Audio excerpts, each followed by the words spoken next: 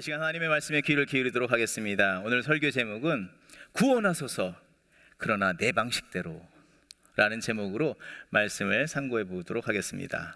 오늘 주일은요, 어떤 주일이죠? 네? 기독교 종교력에 따라서 종려주일로 지킵니다. 종료가 아니에요. 종려주일입니다.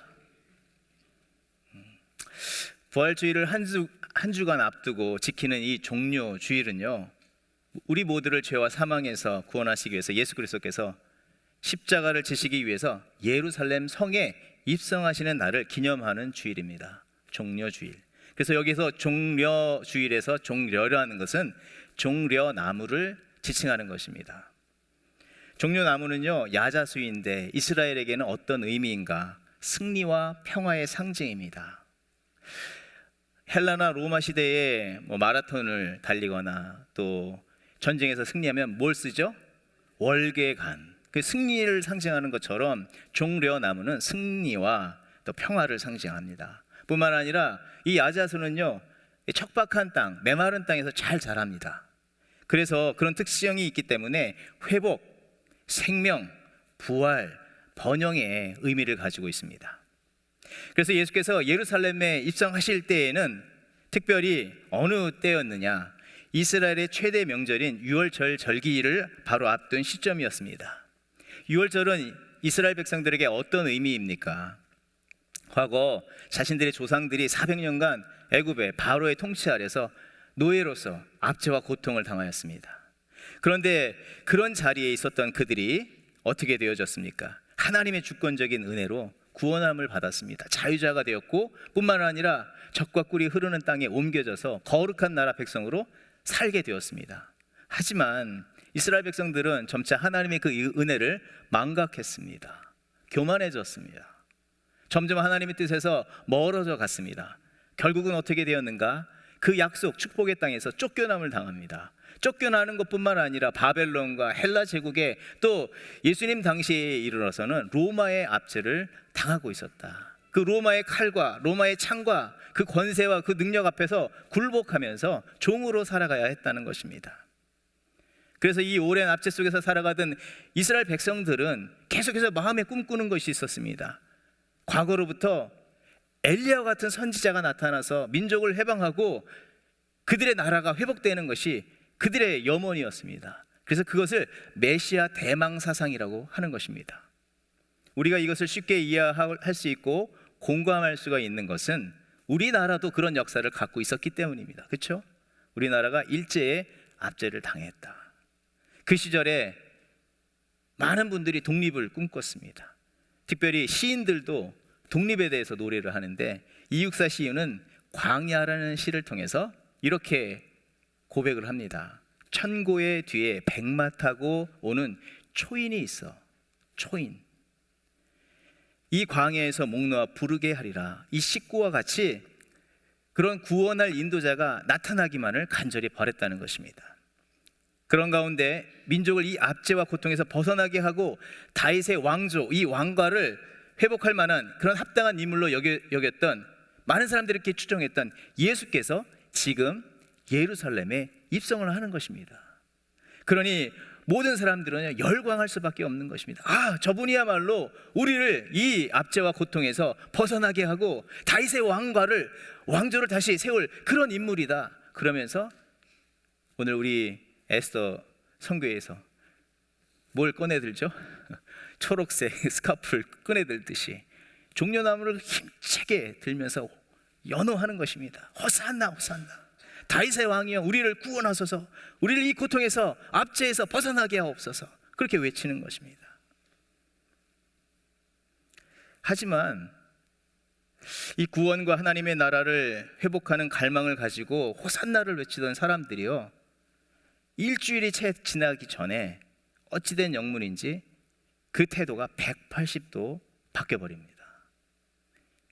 호산나 호산나 우리를 구원하소서라고 외쳤던 그 목소리보다 더 큰 함성으로 외치기를 무엇이라고요? 예수를 십자가에 못 박아 죽게 하라, 죽게 하라, 구원하소서라고 했던 사람들의 입에서 죽게 하라라는 외침이 터져 나왔다는 것입니다. 여러분, 무엇이 문제일까요? 무엇 때문에 이들의 마음이 그렇게 뜨거웠다가 차갑게 돌아서게 되었는가? 왜 살려달라고 했던 그 외침은 변화해서 어떤 사람을 향해서 죽여라 라고 외치고 있는가? 결정적인 이유는 무엇이겠습니까? 여러 가지를 우리가 살펴볼 수가 있지만 성경의 말씀이 우리에게 그 대답을 주고 있습니다. 16절의 말씀, 그 단서를 가르쳐 주시고 있는데, 제자들은 처음에는 이 일을 깨닫지 못하더라. 깨닫지 못했다는 것입니다. 그가 누구인지, 어떻게 구원을 이루실 분이신지 전혀 알지 못했다는 것입니다. 여기서 깨닫다는 단어는 기노스코라는 헬라어인데요, 하나님께서 알려주시는 진리, 하나님께서 붙잡아 주시는 은혜 속에서 알아가는 것을 얘기합니다. 16절 이하의 말씀을 보게 되면 그들이 얼마나 잘 못 알고 있었는가, 못 깨달았는가를 얘기하면, 부활하실 때까지, 죽으시고 부활할 때까지 그분이 누구이신지를 전혀 몰랐다는 것입니다. 그리고 자신들이 행하는 그런 악행도 스스로도 그것을 감지하지 못했다는 것입니다. 내가 그 외치는 얘기가 내 입장에서는 바른 이야기 같은데 그것이 주를 향하여서 모독하고 대항하는 말인지를 자기가 깨닫지 못했다. 자기의 현재의 고난에서 벗어나게 해주실 그런 분, 그 나라가 정치적으로 군사적으로 로마에서 그 압제에서 벗어나는 것이 그를 통해서 얻을 수 있는 최대한 것이라고만 여겼을 뿐이라는 것입니다. 그렇다면 예수를 그렇게 연호하면서 따르던 무리들이나 또 하나님의 뜻을 잘 알고 하나님의 뜻대로 산다고 자부하였던 종교 지도자들이나 또 예수를 3년 동안 공생애 동안 뒤따르던 제자들은 무엇을 알고 무엇을 마음에 품고 살아가고 있었는가? 질문하지 않을 수 없습니다. 먼저 이 종교 지도자들, 바리새인, 서기관, 또 대제사장들의 마음에는 어떤 것이 있었는가? 하나님의 참된 뜻을 찾고 구하고 그것을 마음속에 들고 삶 속에서 실천하기보다는 자신들이 하나님의 말씀을 받아서 그 말씀대로 살아야 되는데 그 말씀을 자기의 권리로 이용했습니다. 율법주의. 그리고 자신들이 또 다른 그 말씀을 해석함으로, 자기 편에서 해석함으로 세워왔던 전통을 고수했습니다. 그것이 더 옳다. 그런데 막상 참된 말씀이 되어주시고 모든 것이 대신 주님이 나타나서 진리를 말씀하시니까 자신들이 주장했던 모든 것들이 잘못되었다는 것이 드러나게 되고, 예수님께서 기적을 나타내고 치유를 나타나시고 회복을 이루게 하시고 많은 사람들에게 참된 감동을 주셨을 때에 자신들이 지켜오던 그 전통은 오히려 사람들을 압제하는 것이라는 것을 발각이 되니까 그것으로 인해서 많은 자신들의 권위와 존경이 깎이고 그 권위와 존경이 예수께로 돌려지니까 어떻게 됩니까? 마음이 불편한 것입니다. 그래서 분노하고 시기심을 가지고 결국 자신들에게 해가 될 것이라고 여겨서 예수를 죽게 하는데 무엇을 빌어서요? 그 하나님의 말씀을 가지고 신성모독이라는 죄를 뒤집어 씌워서 예수를 죽음으로 몰아가고 있었다는 것입니다. 여러분, 신성모독이 엄청난 죄잖아요. 근데 사실 그들이 얘기했던 신성모독이라는 것은 무엇을 의미합니까? 자신들에 대한 모독인 거예요. 하나님에 대한 모독이 아니라 내 권위, 내 만족에 대한 도전이다 생각해와서 나를 모독했어 하면서 예수를 죽인 것이다. 제자들은 어떻게 합니까? 공생애 3년 동안 따라다니면서 하나님의 말씀을 듣고 하나님의 사랑을 덧입고 하나님의 나라를 위해서 꿈꾸며 함께 걸어갔던 그들은요, 끝까지 무엇에 심취해 있었습니까? 마지막 만찬의 자리에서도 막 뭔가를 어수선했어요. 예수님께서 물었어요. 너희들 도대체 뭐 가지고 얘기를 그렇게 심각하게 하니? 물었더니 뭐 가지고요? 아니, 우리 가운데 가장 큰 사람이 누군지 얘기하고 있었는데요, 제가 나보다 더 낫다고 하는 겁니다. 제가 주님을 더 사랑한다고 합니다. 제가 주님의 뜻을 제일 잘 안다고 합니다. 그래도 제자는, 수제자는 베드로지, 백시 집안에서 나와야지. 그렇게 쌈박질만 한다는 것입니다. 예수를 연호하던 그러면서 종려나무를 흔들면서 열광적으로 주를 뒤따르던 무리들은 어땠을까요? 별반 다르지 않았을 거 아니겠습니까? 윗물이 그런데 아랫물이 어떻게 옳겠습니까? 그들은 표면적으로는 하나님의 구원, 그것을 목소리로 높여 외칩니다. 하나님의 나라가 회복되기를 갈망합니다. 그러나 내면적으로 저 깊은 밑바닥에는 자기의 갈망을 이루는 것에 심취해 있다. 그 열망은 포기되지 않고 있다는 것을 이야기해 주는 것입니다. 그래서 구원하소서라고 얘기했다가 갑자기 죽이시옵소서라고 바뀌는데, 이걸 가지고 뭐라고 얘기하죠? 한 입 갖고 두 말 한다고 하죠. 한 입 갖고 두 말을 한다. 여러분, 우리는 그렇지 않습니까? 내 입 가지고 찬송하다가 내 입 가지고 누구를 위해서 원망하고 미워하고 몰아세우고, 한 입 가지고 두 말 하는 것이 우리라는 것입니다. 근원적인 문제는 무엇입니까? 그것은요, 본문 16절에서 말했던 것처럼 깨닫지 못하더라. 하나님의 말씀을 참되게 깨닫지 못하고 그 깨닫은 말씀대로 살지 않기 때문이라는 것입니다.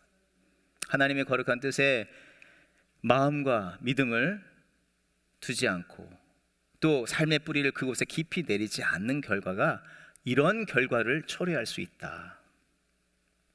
다시 말해서 자기 중심적인 이해, 판단, 자기 욕심, 그릇된 신앙의 뿌리가 이와 같은 일들을 만들고 있다는 것입니다. 그것으로 인해서 그런 뿌리를 갖고 있기 때문에 무엇이 자라납니까? 거짓된 생각들, 욕심과 시기심에 물들어 자기 뜻대로 이제 뒤틀리게 되면은 완전히 그 길과는 다른 길을 가게 된다는 것입니다. 그래서 그들 모두가 하나같이 분노했습니다. 예수를 연호하고 예수를 갈망했지만 자기의 뜻과 자기의 생각대로 이치에 맞지 않으니 분노했습니다. 돌변했습니다. 그리고 예수를 죽음으로 몰아갔다는 것입니다. 여러분, 그와 같이 우리의 삶 속에서 우리를 가만히 돌아다보면요, 보잘것없는 자기의 이해, 자기의 감정, 자기의 판단에 따라 살아가는 삶이 이와 같을 수 있다는 것을 우리는 항상 주의해야 하는 줄 믿습니다. 여러분, 자기 중심적인 이해로 우리 스스로가 이렇게 무너질 수가 있는데, 내 기대가 무너짐으로 인해서, 내 욕심이 무너짐으로 인해서 나만 무너지는 것이 아니라, 그것과 함께 내가 붕괴되는 것만 아니라 내가 붕괴될 때에 그것들과 함께 모든 것이 다 파괴된다, 다 모든 것을 마비시킨다는 것을 우리가 기억하고 주의해야 하는 것입니다. 여러분, 자기 기대가 무너진 이 무리들과 종교 지도자들의 말과 행동을 곰곰이 한번 살펴보기를 원합니다. 요한복음 18장 40절의 말씀, 자기의 기대를 가지고 자기의 원함을 가지고 외쳤습니다. 호산나, 다윗의 자손 예수여, 우리를 구원하소서. 그렇지만 자기의 기대가 무너지니까 어떻게 바뀝니까? 생명의 구원자 예수는 죽게 하라. 생명의 구원자, 구원할 그 자는 당장 죽게 하라. 그리고 저 강도, 생명을 빼앗은 저 강도 바라바는 놔줘라. 이 말이 되는 말입니까? 19장 15절의 말씀, 빌라도가 이르되 내가 너의 왕을 십자가에 못 박으랴. 너 보니까 나는 잘 모르겠는데 너희의 왕이라고 너희들이 얘기했는데, 너희의 왕을 나는 지금 살려주길 원하는데, 내가 그 왕을 살려줄 수 있는데 너희들이 자꾸 얘기하는데 그 왕을 십자가에 못 박으라 하는데, 정말 내가 너희의 왕을 십자가에 못 박으랴? 라고 묻습니다. 그랬더니 누가요? 대제사장이 이렇게 대답을 합니다. 가이사 외에는 우리에게 다른 왕이 없습니다. 가이사 외에는 다른 왕이 없습니다. 우리가 익히 들어와서 이것이 무슨 말인지 잘 이해할 수 없을 수 있는데요, 이게 엄청난 얘기지 않습니까? 왜 이스라엘에 가이사, 로마 황제가 왕이냐는 것입니다. 그것도 누구가요? 대제사장이라는 사람이. 대제사장이 하나님이 왕이라고 고백해도 시원찮을 판에 가이사가 왕입니다. 우리에게는 그 왕밖에는 없습니다. 왜요? 내 뜻과 내 기대, 내 욕심이 다 뒤틀어졌으니 모든 거 다 망해져도 괜찮다는 얘기 아니겠습니까?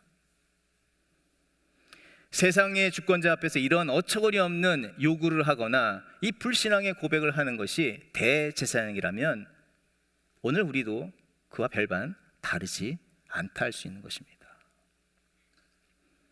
우리는 그래서 우리의 삶 속에서 그런 모습이 어떻게 드러나는가 살펴보면요, 두 가지 모습으로 드러납니다. 하나는요, 열광주의. 참된 하나님의 뜻은 없고 나의 감정에 막 열을 내는 열광주의, 내 열정적인 헌신. 또한 또 하나는 냉소주의, 비판주의입니다. 겉으로 보기에는 뜨거워 보이고 무엇인가 이루는 듯하게 보입니다. 그러나 실제는 예수께서 예루살렘 입성 전에서 잎사귀만 그렇게 무상한 무화과 나무를 보시지 않았습니까? 주님께 책망을 받습니다. 예를 든다면 오늘 예배를 드리는데 말씀이 너무 좋았어요. 은혜 받았다고. 오늘 찬양 너무나 뜨겁게 들었다고. 너무 감동됐다고. 너무너무 내 마음이 시원해졌다고. 그래, 찬양은 이렇게 해야 되고 예배는 이렇게 드려야 돼. 그렇죠? 어떤 집회에 가거나 어떤 선교단체 모임에 가거나 막 그렇게 뜨겁게 열정을 냅니다. 그런데 돌아오는 길에 버스 기사와 대판 싸우고 집에 돌아왔더니 신발을 막 이렇게 넣으니까 너희들은 신발을 이것도 하나도 제대로 못 넣냐? 왜 설거지는 이렇게 놔두냐? 사소한 것 가지고 열불을 내지 않습니까? 그 열 가져와 가지고 막 거기서 열을 막 폭발을 시키는 것입니다. 열정주의, 뜻없는 열정. 그가 누구이든지 상관이 없어요. 어떤 상황이든지 괜찮아요. 분노와 짜증을 내고 무례하게 행동하고 말하고 자기 기분과 자기 열정에 흥분하고 열정을 냅니다. 교회는 이렇게 돼야 되고요, 이 사역은 이렇게 가야 되고요. 근데 그것은 하나님을 기쁘시게 하는 것인지 사람을 복되게 하는 것인지 진리 가운데 분별해 봐야 한다는 것입니다. 신학자 라이트 박사께서는 이런 말씀을 합니다. 이런 자기 생각과 감정에만 충실한 그릇된 믿음에 대해서 이렇게 경고합니다. 하나님을 자기 기준으로 상상할 때에, 하나님을, 그 위대하신 하나님을 자기 기준으로 상상할 때는요, 신앙이 아니라 우상 숭배다. 하나님을 섬기는 것이 아니라 우상 숭배라는 것입니다. 나는 하나님을 믿고 하나님을 뜨겁게 열정적으로 찬양하고 예배한다고 하지만 하나님께서 보여주시고 하나님께서 깨닫게 해주신 것을 따라서 겸손과 순종으로 나아가지 않으면 그 모든 것은 헛될 것뿐만 아니라 우상 숭배라는 것입니다. 다시 말한다면 자기 숭배에 빠진다는 것이죠. 우리는 하나님을 경외하는 자로 살지 못하게 되고 자기를 숭배하는 자로 살게 되는 것입니다. 나. 비판적 냉소, 허무주의에 빠지게 됩니다. 어떤 일이 자신의 뜻과 마음대로 되어지지 않고 만족하지 않을 때에 그것을 확대 해석하기를 시작합니다. 그리고 모든 것이 다 잘못됐다. 나는 괜찮고 다 모든 게 잘못 보이시는 것입니다. 그리고 다 모든 것을 부정해버리는 것입니다. 하나님과의 관계에서나 또 이익과의 관계, 어떤 이루어오던 일들, 그동안 새롭게 만나고 또 새로운 일을 꿈꾸면서 열심히 하다가 내 마음에 안 들고 내 방식대로 안 돼요. 그러니까 시험 들었다고 하죠. 아니, 그건 그대로 있는데 내가 시험을 들은 거예요. 그 순간에 그 사람 꼴보기 싫어요. 그 성도 교회 나오는 거 보기 싫어요. 그 남편 집에 돌아오는 거 꼴도 보기 싫고 그 자식 그러는 거 보기 싫어요. 비판과 냉소주의입니다.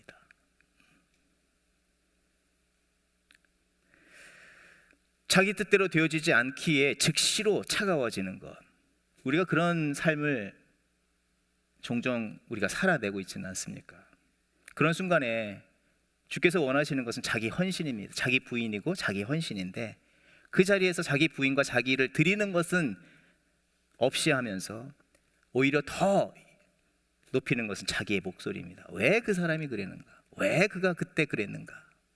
거기에 몰두하고 있는 것입니다. 그런데요, 보기에는 매우 차갑고 냉랭해 보입니다. 비판주의 보면서 저건 틀렸어, 저렇게 하면 안 되지, 다 차가운 모습으로 보이지만 실제적으로는요, 마음에서는 열불이 나는 거예요. 그래서요, 근본적으로 이 비판주의와 그릇된 열광주의는요, 같은 것입니다. 동전의 양면과 같다 할 수가 있는 것입니다. 왜 그렇습니까? 호산나라고 외쳤던 사람들이 일주일이 되기 전에 저 사람을 죽이시옵소서, 다른 사람들이 얘기한 것이 아니라 같은 사람이 한 입으로 두 말을 하였다기 때문입니다. 근데 그것이 누구라고요? 우리가 진리 가운데 서 있지 못했을 때에 우리가 그런 자라는 것입니다. 사랑하는 성도 여러분, 하나님께서는 오늘 자신의 그릇된 이해와 욕심에 물들어서 어리석은 길로 가는 모든 사람들의 모습을 보여주시고 계십니다. 그리고 우리의 믿음을 점검해 주십니다. 뿐만 아니라 우리로 하여금 참된 하나님의 뜻을 따라서 바른 믿음을 가지고 온전히 주를 뒤따라가는, 참되게 호산나 다윗의 자손 예수의 우리를 구원하소서라고 하는 참된 믿음의 고백을 드리며 주를 뒤따라가는 제자로 살아가기를 주께서는 바라십니다. 여러분, 구원과 생명 새롭게 하시는 그 하나님의 그 은혜를 쫓아서 기뻐하는 뜻을 따라서 사는 그 길은 무엇이냐면 구원하소서 나의 방식대로가 아니라는 것입니다. 참되게 하나님의 뜻을 알기를 힘쓰고 아는 그 모든 것을 마음에 품고 또 그 말씀을 의지하여서 상황과 환경에 흔들리는 것이 아니라 그 말씀을 의지하면서 자기의 헛된 기대들을 부인하고 하나님의 크고 광대하신 일, 분명히 이 일 후에 하나님께서 이루실 선한 역사를 내가 봅니다, 내가 그것을 쫓아갑니다, 그런 믿음의 결단과 고백을 드리고 순종과 헌신의 삶을 이루어가는 우리들이 되어야 하는 것입니다. 오히려 그런 구원하소서 내 뜻대로 되어지길 원합니다라는 것을 종료시켜야 됩니다. 우리는 그 모습을 예수 그리스도를 통해서 배울 수가 있습니다. 예수께서 이 열광적인 환호와 차가운 비난 속에서 어떤 모습을 보여주시고 계십니까? 그 열렬한, 그 뜨겁게 자신을 막 높여주는 그 환호 소리에 또 자신을 어느 순간 갑자기 냉소적으로 바라보면서 자기를 사망의 구덩이에 던지는 그 모든 사람들의 그 차가운 눈빛에 전혀 위축됨이 없으셨습니다. 오직 하나님의 뜻을 알기에 그 뜻대로 행하셨다는 것입니다. 도리어 헛된 길을 가는 자들을 불쌍히 여겨주며 긍휼히 여기시면서 그들의 곁에 찾아가 주시고 그들을 붙잡아 주시고 올바른 길로 다시 올라올 수 있도록 힘과 능력을 더 공급해 주시는 분이 바로 주님이셨다는 것입니다. 오늘 우리가 본문으로 삼지는 않았지만 누가복음 24장에 보게 되면 엠마오로 내려가는 두 제자의 이야기를 우리가 잘 알고 있습니다. 여러분, 그들은 누구입니까? 그들이야말로 헛된 것에 열광했던 사람, 또 자기의 기대와 뜻이 이루어지지 않기 때문에 차갑게 냉소적으로 주를 바라봤던 그런 자들이 바로 이 제자들이었다는 것입니다. 이들도 가장 높은 자리에 올라가기를 원했던 사람들이었습니다. 그것이 성취가 안 됐어요. 그런 가운데 예수께서 허무하게 죽으셨어요. 내가 잘못 믿었네, 내려가자, 여기 있으면 뭐하냐. 그런데요, 그 순간은요, 부활의 소식을 들었던 순간마저서도 그들은 내려가기를 주저하지 않았다는 것입니다. 부활의 소식을 듣고도 계속해서 내려간다. 그런데 주님께서는 그 내려가는 자들을 가만히 내버려 두실 수가 없으셨습니다. 득달같이 주님이 그 바쁜 부활 이후에 일정을 다 포기하고 쫓아 내려가시는 겁니다. 야야야, 너희들 지금 어디 가니? 아, 당신 그 소식 못 들었어요? 예수가 우리를 구원해 줄 거를 하였는데 그 사람 못 믿을 사람이었네요. 내가 잘못 믿었어요. 상황이 이래요. 우리 다 짐 싸서 집에 내려가는 거예요. 너희들이 왜 잘 못 보는구나 하면서 예수님께서 말씀으로 계속 가르쳐 주십니다. 그리고 그들의 영혼이 내려가지 않도록 계속해서 붙잡고 계시는 겁니다. 그리고 나서 예수님께서는 또 어떻게 하셨는가?